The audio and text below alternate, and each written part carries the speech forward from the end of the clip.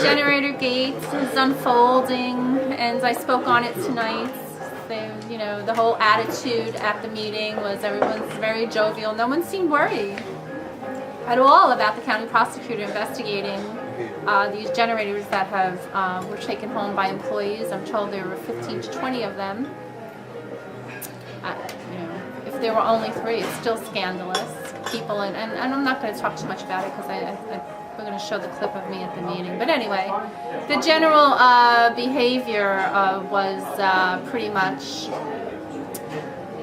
you know, the fix is in, we're not worried about anything sort of thing. You know, said Delia, the public information officer, is, you know, going cuckoo, cuckoo to me as I'm walking out the door. This is the freeholders representative.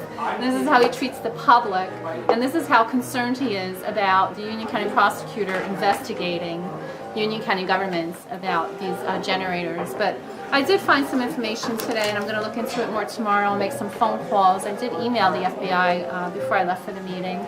Federal funds were used to purchase generators as soon as last week and right after Hurricane Sandy. So hopefully they'll be interested in this as well, to see if federal funds were used either to purchase these generators that went home with these employees or to purchase the replacement generators. They purchased, I didn't add them up, I'll be doing that in the next few days. I'm still waiting for more documents to come in.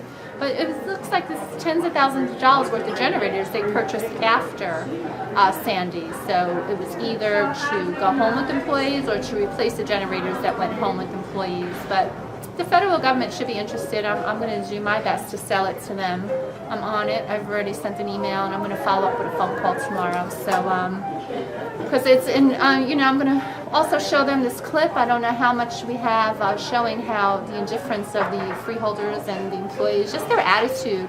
You know, if there's this major thing going on, and it involves higher up officials and county employees, you would think there'd be some sort of respect or solemnness about them, but no, they were very, like, joking it up. The fix is in. They're not afraid of the Union County prosecutor. So I'll be in my sales pitch to the FBI tomorrow and plan on pointing that out to them.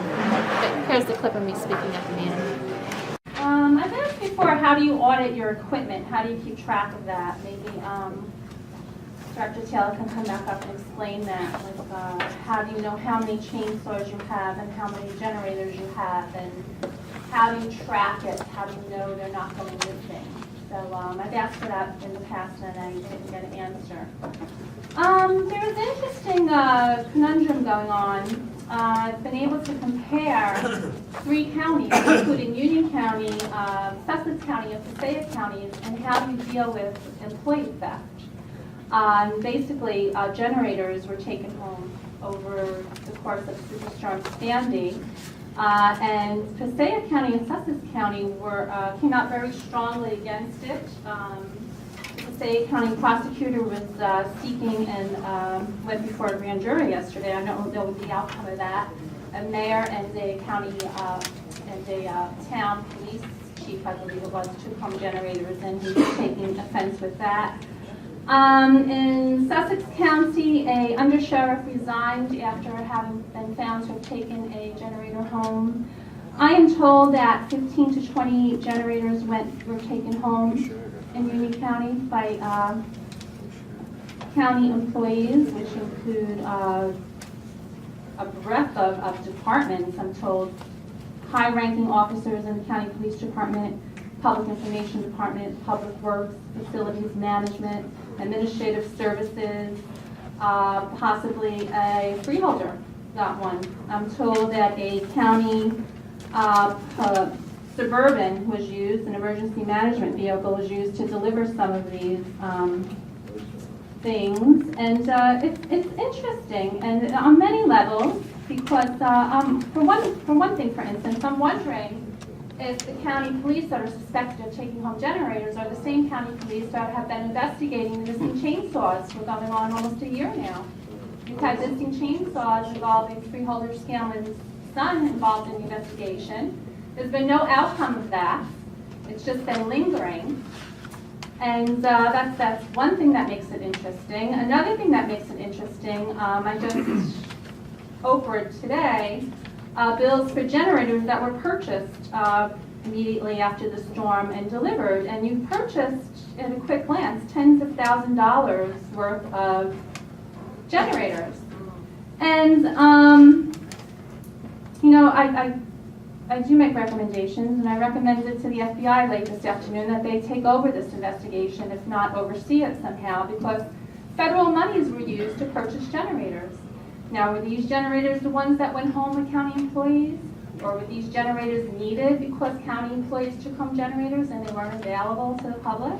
I mean, all these issues come up, and I, for one, am relieved that hopefully the federal government will step in and, if not take over this investigation, they will at least oversee it and make sure that it's done properly and people are held accountable. Because quite honestly, I don't believe the Union County prosecutor, Theodore Romanenko, if I'm pronouncing his name correctly, I really don't care. I don't believe he's capable of holding this many higher-ups in Union County government accountable for anything. He hasn't done it in the past. In the past, cash went missing from Music Fest. No one was held accountable for that. Cash went missing. Just to name a few things that went wrong with Music Fest over the years. These, again, these chainsaws and whatnot are missing for over a year now, and investigation is just lingering. No one's being held accountable. It's just lingering. So I don't believe he has shown the leadership skills in holding Union County government accountable. I believe there's federal funds involved here, and I believe the FBI needs to step in and take a look at this, if not take it over. You are all very jovial tonight. You don't seem concerned that so many generators could go missing. And you know, I'm always like brokenhearted when I see people in need that come here and they appeal to you for one thing or another. It breaks my heart. There is such a need. There is poverty in Union County, and you could help that. Every dime that you misappropriate could go to these programs and to these people. And that's the only thing we need government for.